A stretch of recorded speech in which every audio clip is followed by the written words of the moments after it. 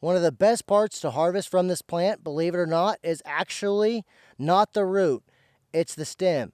And today we're going to be talking about why the stem is the better part to harvest from this plant. And if we can look at this huge wild carrot in front of us, we can see these big stems here, this big stem here. We can also see this other big stem here, and we can see more of them down here in the bottom by my thumb.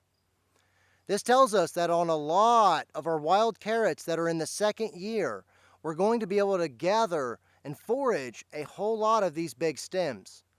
So let's talk about how to actually do that. First things first, what you would like to do is just come in. See how that came off with my thumb really quickly and easily, and I've got all of this right here.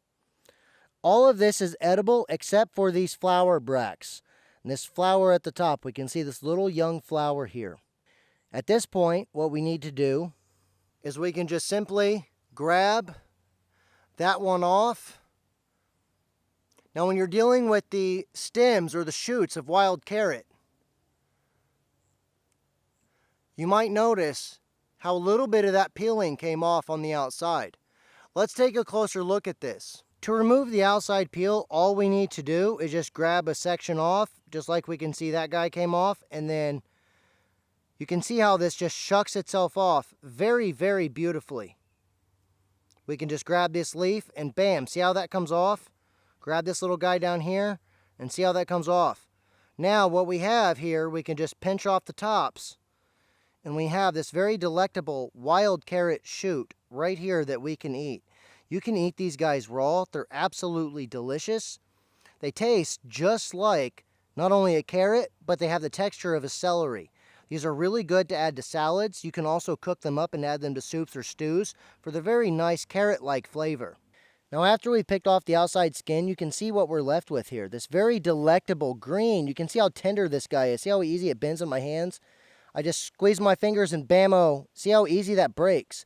Very delicious, extremely juicy, extremely succulent, and a very nice carroty flavor. This is really good to add in salads. It provides a really nice watery crunch. It also is really good to add to soups and stews. Plus, it's a lot easier to harvest than the actual root of the carrot. The good thing about this portion of the carrot is that it's available throughout the times of the year that the root is not. And all you really need to do with this guy is just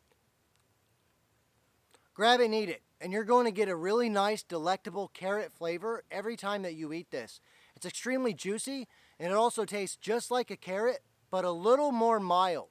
So keep that in mind, that it is a little more mild than your domestic garden carrot, but this is absolutely delicious added to a salad or just eaten raw, right on the trail as a trail nibble.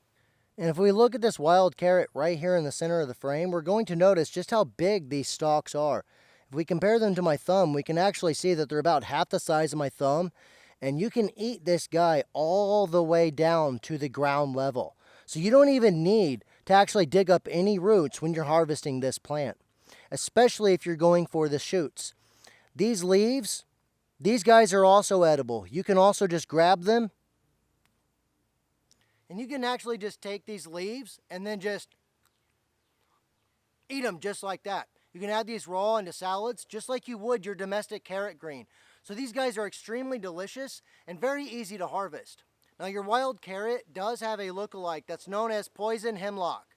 Let's go take a look at Poison Hemlock so that way you don't poison yourself or your family when you are foraging this wonderful plant. Now right in front of us we can actually see one of the grown-up plants of Poison Hemlock. This plant is generally confused with Queen Anne's lace. So let's take another look at it. We can see just how big this stem is in comparison. We can also see, if we take a look at the stem of Poison Hemlock, we're going to notice that it has these purple splotches versus the hair running down the stem of your wild carrot. Right in front of us we can see a Poison Hemlock plant, and you can see just how tall this guy really is. This guy is about 7 feet tall right now. Your wild carrot or Queen Anne's lace, whenever you're going to forage it this time of year for the stalks, is going to be less than half of that height. So keep that in mind, that the height is also an important indicator. Along with that purple, we can see this purple splotching all up along the stem, on the center stem here. And we can see those white umbelled flowers are much more sparsely populated then the dense flowers of Queen Anne's lace are wild carrot.